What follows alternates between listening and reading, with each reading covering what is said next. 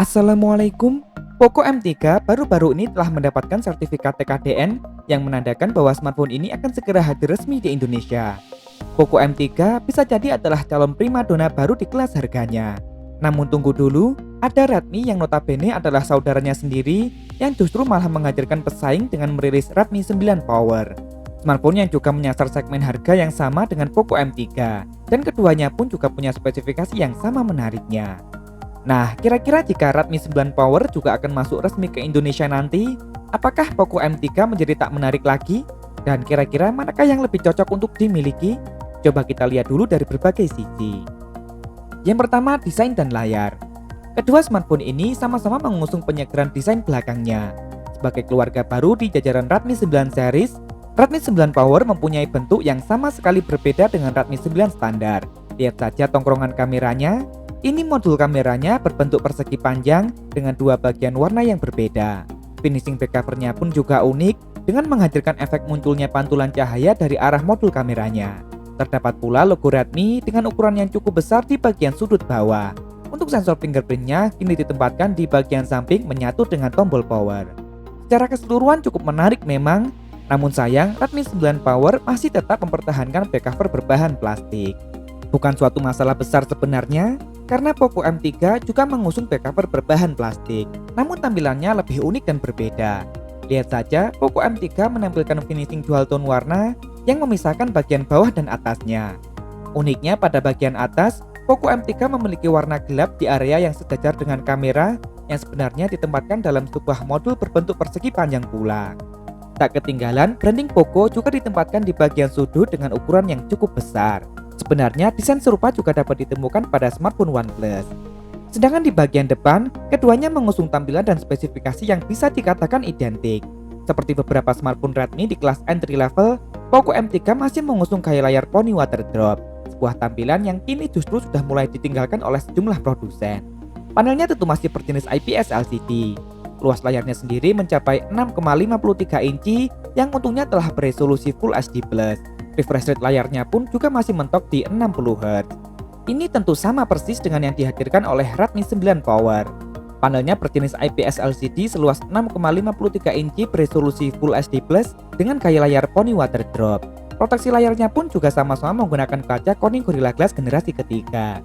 Tak hanya sama di kedua smartphone ini, layar ini juga bisa dikatakan identik dengan Redmi 9 versi standar. Bisa jadi ini adalah strategi Xiaomi untuk menekan biaya dengan membeli banyak panel layar yang sama untuk digunakan di sejumlah seri smartphone-nya. Di sektor layar, tampilan depan dari keduanya tentu sama baiknya, baik dari segi tampilan maupun spesifikasi. Begitu pula tampilan belakangnya, Redmi 9 sudah cukup kekinian, namun desain belakang dari Poco M3 akan berasa lebih nyentrik dan berbeda dengan smartphone lainnya. Untuk urusan tampilan tentu kembali pada selera masing-masing. Yang kedua, dapur pacu.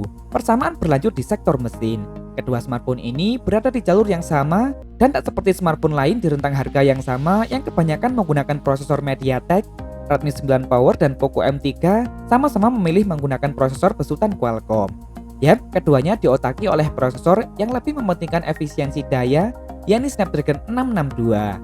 Prosesor yang telah terbuat dengan fabrikasi 11 nanometer dan kini memiliki dukungan Wi-Fi 6, modem X11 LTE K13 dan lain sebagainya.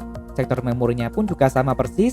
Redmi 9 Power dan Poco M3 sama-sama menghadirkan dua pilihan memori, yakni RAM 4GB serta dua pilihan memori internal 64GB UFS 2.1 dan 128GB berjenis UFS 2.2.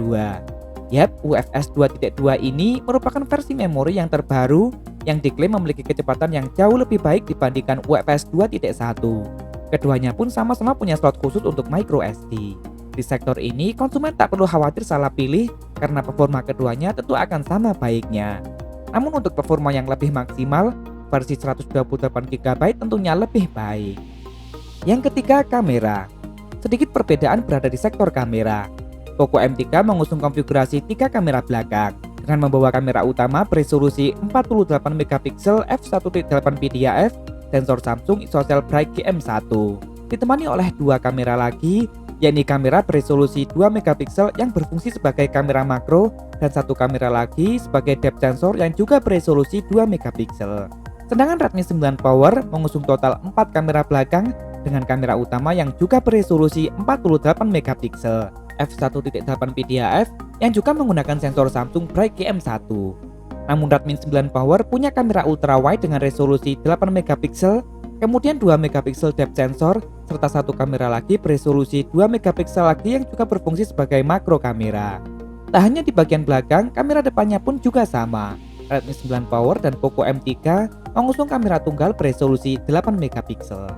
Sayang sekali dengan chipset yang sama, kedua smartphone ini juga hanya support perekaman video maksimal di resolusi 1080p 30fps. Namun untuk urusan fleksibilitas, Redmi 9 Power pastinya akan lebih memenuhi kebutuhan tersebut. Yang keempat, baterai dan kelengkapan fitur. Persamaan kembali berlanjut di sektor daya. Poco M3 sebelumnya memegang predikat sebagai smartphone dengan baterai terbesar yang dimiliki oleh jajaran smartphone Xiaomi. Namun kini, Redmi 9 Power mempunyai kekuatan serupa.